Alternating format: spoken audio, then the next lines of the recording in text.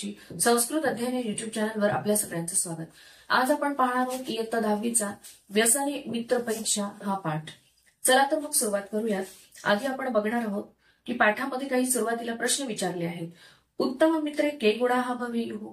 तर जे उत्तम म्हणजे चांगल्या मित्रांमध्ये कोणते गुण असायला पाहिजेत, अर्थात सुभाषित जे आहे तर त्यामध्ये सुभाषितांमध्ये सगळ्याच विषयांवरती चर्चा केलेली आहे। तर काही सुभाषित जी आहेत तर ती उत्तम मित्र कसा असावा की जो संकटकाळी आपल्याला मदत करेल आणि आपले दोष जे आहेत ते आपला तोंडावरती सांगेल, अशा प्रकारचा जो मित्र आहे त्याला उत्तम मित्र म्हटलं जातं।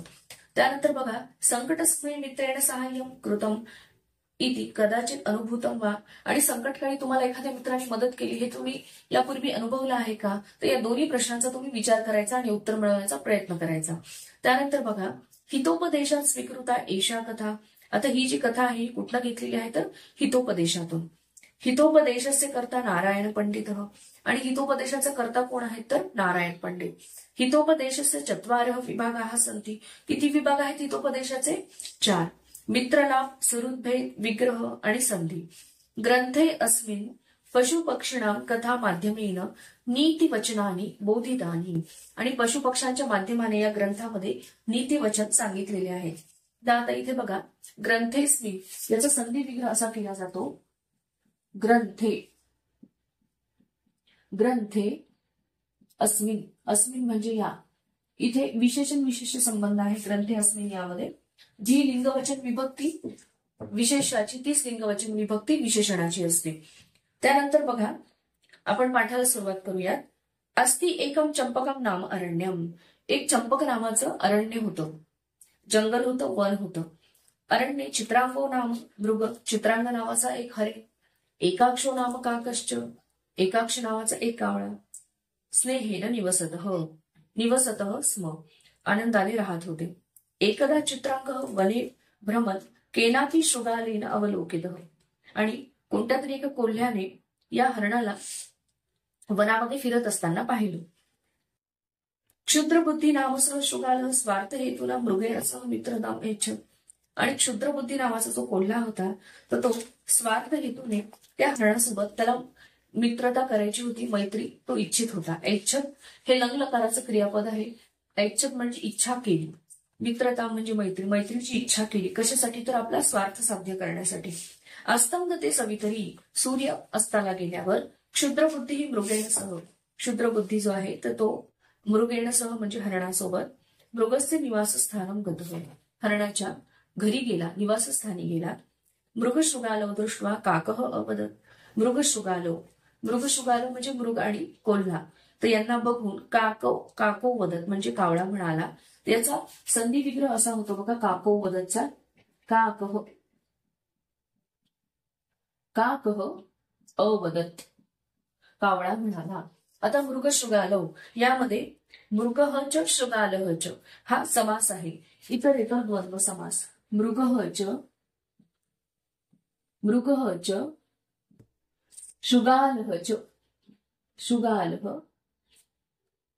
शृगालः च कोणता आहे? इतरेतर द्वंद्व, इतरेतर द्वंद्व समास। त्यानंतर मृगशृगालो दृष्ट्वा काकः उपादिशत, कावळा काय म्हणाला, काय उपदेश केला त्यांनी? अकस्मात आगंतुनासह मित्रता न युक्ता। जो अचानकच आपल्या दृष्टीला पडलेला आहे, यापूर्वी आपण त्याच्याविषयी कधी ऐकलं नाही, त्याला बघितलेलं नाही, तर त्याच्यासोबत मैत्री करणं हे योग्य नाही।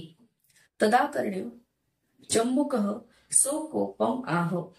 तत् आकर्ण्य म्हणजे काय? ते ऐकून, याचा संधी विग्रह तदाकर्ण्याचं काय होईल? तत् आकर्ण्य म्हणजे ते ऐकून जंबुकः म्हणजे कोल्हा रागाने म्हणाला, मृगस्य प्रथम दर्शने भवानपि अपरिचितः एव आसीत।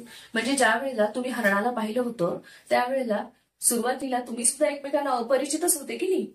यथायं मृगः मम बंधू तथा भवानपि। आणि ज्या प्रकारे हा हरिण माझा भाऊ आहे तसेच तुम्ही सुद्धा आहात। मृगः अब्रवीत, हरिण म्हणालो, अलम विवादेन, आता विवाद करणं पुरे करा। वयं सर्वे आनंदेन एकत्र निवसामः, आपण सगळेजण आनंदाने एकत्र राहू। काकेनोक्तम एवमस्तु. कावळा काय म्हणाला, ठीक आहे, अशा प्रकारे आपण करू. आता इथे काकेनोक्तम याच्यामध्ये संधी विग्रह असा आहे बघा, काकेन उक्तम, कावळ्याने म्हटले. काय म्हटले, एवमस्तु, ठीक आहे, असंच आपण करूयात. त्यानंतर बघा, किंचित कालानंतरम शृगालः मृगम अवदत. काही काळानंतर जो कोल्हा आहे तर तो हरणाला म्हणाला. काय म्हणाला, वनेस्मिन एकम सस्य पूर्ण क्षेत्रमस्ति. या वनामध्ये अस्मिन वने, वनेस्मिन म्हणजे काय, अस्मिन वने, वने अस्मिन, या वनामध्ये एक सस्य पूर्णम म्हणजे धान्याने भरलेलं शेत आहे. वनेस्मिन याचा संधी विग्रह असा होतो बघा, वने अस्मिन म्हणजे या वनात, अस्मिन वने इथे पण विशेष संबंध आहे. एक धान्याने भरलेलं क्षेत्र म्हणजे शेत आहे. दर्शयामी त्वाम, तुला मी दाखवतो. तथा कृते, तसे केल्यावर. तथा कृते म्हणजे काय, की असं केल्यावर म्हणजे हे दाखवल्यावर, शेत दाखवल्यावरती. हरिण प्रत्यहम म्हणजे रोज. तत्र गत्वा सस्यम अखादत, तेथे जाऊन रोज धान्य खात होता. प्रत्यहम अहनी अहनी, हा सुद्धा एक अव्ययीभाव समास आहे. प्रत्यहम, प्रत्यहम हा सुद्धा अव्ययीभाव समास आहे. अहनी असा त्याचा विग्रह होईल. अहनी अहनी म्हणजे दररोज. तदृष्ट्वा एकस्मिन दिने क्षेत्रपतीना पाशः योजितः. आता हा हरिण रोज आपल्या शेतामध्ये येऊन धान्य खातो आहे हे बघितल्यावर हे शेतकऱ्याला लक्षात आलं आणि ते बघितल्यावर त्यांनी काय केलं, एक सापळा रचला. तत्रागतः मृगः पाशैर्बद्धः, आणि तत्र आगतः म्हणजे तेथे आलेला. तत्रागतःचा संधी विग्रह काय होईल, तत्र आगतः म्हणजे तेथे आलेला तो हरिण जो आहे तो पाशैहि म्हणजे जाळ्यात, बद्ध बांधला गेला, अडकला, जाळ्यामध्ये तो अडकला. सह अचिंतयत, त्याने विचार केला, कोणी, हरणाने विचार केला. इदानीं मित्राण्येव शरणं मम, आता माझे मित्र जे आहेत तर त्यांनाच मी आता शरण जाणार आहे. मित्राण्येवचा संधी विग्रह असा होईल, मित्राणी एव, हे मित्र जे आहेत तर तेच मला मदतीला धावून येतील, त्यांना शरण जाणं योग्य आहे. दूरात तत्पश्यन जंबुकः मनसी आनंदितः, आणि हा असा जाळ्यामध्ये अडकलेला पाहून हा जो कोल्हा होता तो मात्र मनात अतिशय आनंदित झालेला होता. का आनंदित झालेला होता, कारण त्याने स्वार्थ हेतूनच त्याच्याशी मैत्री केलेली असते आणि आता हा जाळ्यात अडकला गेला त्याच्यामुळे हा मरणार आणि आता आपल्याला खूप भरपूर असं खाद्य जेवण उपलब्ध होणार असं त्याला लक्षात येतं आणि म्हणून तो मनातल्या मनात अतिशय आनंदित होतो. सो चिंतयत, सह अचिंतयत याचा संधी विग्रह बघा, सह अचिंतयत, त्यांनी विचार केला. काय विचार केला,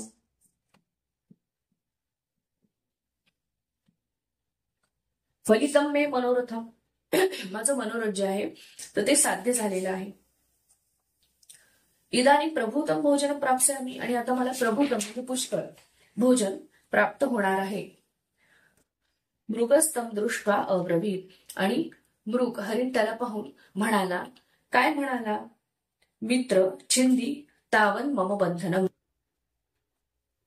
माझं, तो म्हणतो मित्राला, छिंदी म्हणजे तोड, तावन तोपर्यंत, मम बंधनम म्हणजे माझं बंधन तू तोड, त्रायस्व माम आणि मला इथनं माझी सुटका कर. जंबुको दूरादेव अवदत, जंबुक म्हणजे कोल्हा, दूरादेव अवदत म्हणजे दुरूनच म्हणाला.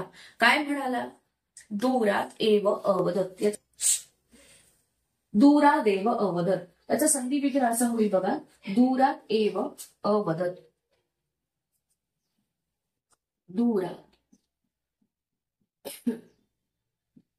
एव अवदत म्हणजे दूरात एव म्हणजे दुरूनच, अवदत म्हणजे म्हणाला, दुरूनच म्हणाला. मित्र दृढोयम बंध, हा बंध कसा आहे, दृढ आहे म्हणजे हा मी तोडू शकत नाही. दृढ, दृढोयमचा संधी विग्रह काय होईल, दृढ अयम म्हणजे अतिशय घट्ट असा हा बंध आहे आणि मी हे काही तोडू शकत नाही. स्नायू निर्मिता पाशाने तर कथम वावरत दिवसे स्पर्शामी. आणि स्नायूपासून तयार केलेल्या या जाळ्याला मी आज कसं काय बरं स्पर्श करू. पाषाण एतान, पाषाण एतांचं संधी विग्रह होईल पाषाण एतान. इत्युक्त्वा सह समीपमेव वृक्षस्य पृष्ठतः निवृत्तं स्थितः. आणि असं म्हणून तो जवळच असलेल्या झाडाच्या मागे लपून राहिला. इत्युक्त्वाचा संधी विग्रह होईल इति उक्त्वा. असे म्हणून, उक्त्वा म्हणजे म्हणून, असे म्हणून तो जवळच असलेल्या झाडाच्या मागे निवृत्तम म्हणजे स्वतःला लपवून स्थितः म्हणजे थांबला. स्वतःला लपवून तो थांबला. प्रदोषकाले मृगमान्विष्यन् काकः तत्र उपस्थितः. आणि संध्याकाळ झालेली आहे तरी सुद्धा आपला मित्र काही अजून घरी आला नाही या काळजीने कावळा जो आहे तो त्याला शोधत येतो. आणि काकः म्हणजे कावळा, तत्र म्हणजे तेथे, उपस्थित म्हणजे उपस्थित झाला. मृगम अन्विष्यन् म्हणजे हरणाला शोधत. प्रदोषकाले म्हणजे संध्याकाळी. संध्याकाळी आपल्या मित्राला हरणाला शोधत तो तिथे आला. मृगम तथाविधम दृष्ट्वा. आणि हरणाला अशा प्रकारे जाळ्यात अडकलेलं पाहून स उवाच तो म्हणाला. काय म्हणाला. सखे किम एतत्, हे काय आहे. कशामुळे तू असा अडकला गेला आहेस. मृगेण उक्तम. हरिण म्हणाले. सुहृद्वाक्यस्य अनादरात बद्धोहम. आणि माझ्या मित्राच्या बोलण्याचा मी अनादर केला आणि म्हणूनच मी इथे बांधला गेलो आहे. उक्तम च आणि म्हटलेलं आहे. सुहृदाम हितकामानाम यह शृणोती न भाषितम. आणि आपल्या मित्रांनी जर आपल्या हिताचं काही सांगितलं आणि आपण जर ते ऐकलं नाही. यह न शृणोती जो ऐकत नाही. विपत सन्निहितात असते. आणि संकट त्याच्या जवळ येतं. विपत म्हणजे संकट. सन्निहिता म्हणजे जवळ आलेलं असतं. स नरह तो मनुष्य. शत्रुनंदन शत्रूला आनंद देणारा होतो. काकः अब्रूत कावळा काय म्हणाला. स वंचकः क्वास्ते तो तुला फसवणारा आहे. तो कुठे आहे. वंचकः म्हणजे फसवणारा. मृगेणोक्तम हरिण काय म्हणालं. मम मांसार्थी तिष्ठत्यत्रैव. आणि माझ्या मांसाची इच्छा करणारा येथेच थांबलेला आहे. तिष्ठत्यत्रैवची संधी अशी होते बघा. तिष्ठती अत्र एव. तिष्ठत्यत्रैव तिष्ठती अत्रैव येथेच थांबलेला आहे. काकः उक्तवान कावळा म्हणाला. उपायः तावत् चिंतनीय. आता कुठला तरी उपाय आपण त्याच्यावरती विचार करायला पाहिजे किंवा उपाय काढायला पाहिजे. अथ प्रभाते क्षेत्रपती लघुहस्त आगच्छन. आणि दुसऱ्या दिवशी तो शेतकरी जो आहे तो हातात काठी घेऊन आला. आणि हे काकेन अवलोकित कावळ्याने ते पाहिलं. तम आलोक्य त्याला पाहून काकेन उक्तम कावळा म्हणाला. सखे मृग त्वम आत्मानं मृतवत संदर्शय. आणि तो स्वतःला कसं दाखव की मी मेलेला आहे. मृतवत मेलेला आहे अशा प्रकारे संदर्शय म्हणजे दाखव. वातेन उदरम पूरयित्वा. वातेन म्हणजे वायूने हवेने. उदर म्हणजे पोट. पूरयित्वा म्हणजे भरून. पादान स्तब्धीकृत्य तिष्ठ. आणि पाय जे आहेत त्याचे स्तब्ध करून ठेव. म्हणजे एखादा मेलेला व्यक्ती कसा असतो की ज्याच्या नाकातून तोंडातून हवा आतमध्ये गेलेली असल्यामुळे त्यामुळे त्याचं पोट फुगलेलं असतं आणि त्याचे हातपाय जे आहेत ते असे ताठ असतात. तशा प्रकारे तो मेल्यासारखं असं दाखव. यदा अहम शब्दम करोमी. जेव्हा मी आवाज काढेन. तदा त्वम उत्थाय सत्वरम पलायिष्यसे. तू उठून ताबडतोब धावायला सुरुवात कर. मृगस तथैव स्थित. आणि हरिण जो आहे त्यांनी कावळ्याने जसं सांगितलं तसंच तो तिथे थांबलेला असतो. क्षेत्रपतीना मृग आलोकित उक्तम च आहा स्वयंमृतोसी. आणि शेतकऱ्याने दुसऱ्या दिवशी बघितलं तर तो म्हणतो की मला याला मारण्याच्या आधीच तो मेला. सह मृगम बंधनात व्यमुंचत. आणि त्यांनी हरणाला बंधनापासून त्याचं बंधन जे आहे पाश जो आहे तर तो सापळा जो आहे तो काढून टाकला. ततः काक शब्दम श्रुत्वा मृगः सत्वरम पलायितः. आणि कावळ्याचा शब्द ऐकून तो हरिण जो आहे तिथनं ताबडतोब धावत सुटला. तम उद्दिश्य त्याला पाहून क्षेत्रपतीना क्षिप्तेन लघुडेन क्षुगालः तावतः. आणि त्या हरणाला मारण्यासाठी म्हणून त्या शेतकऱ्याने जी काठी त्याच्याकडे फेकलेली होती तर त्या काठीने तो कोल्हा जो आहे तर तोच मेला. तर बघा हा जो पाठ आहे आपला इथे संपलेला आहे. या पाठामध्ये यांनी काय सांगितलं आहे की आपण एक स्वार्थी हेतूने जर एखादं काम करतो तर त्यावेळेला आपण स्वतः त्यामध्ये फसतो. त्यामुळे नेहमी निस्वार्थपणे आणि कुठलाही हेतू न ठेवता कुठल्याही कर्माची अपेक्षा न करता आपण कार्य केलं पाहिजे, हाच बोध आपल्याला या कथेमधनं मिळतो. माझा हा पाठ इथे संपलेला आहे. माझा जर व्हिडिओ तुम्हाला आवडला असेल तर लाईक करा, शेअर करा आणि माझ्या युट्यूब चॅनलला सबस्क्राईब करा. धन्यवाद.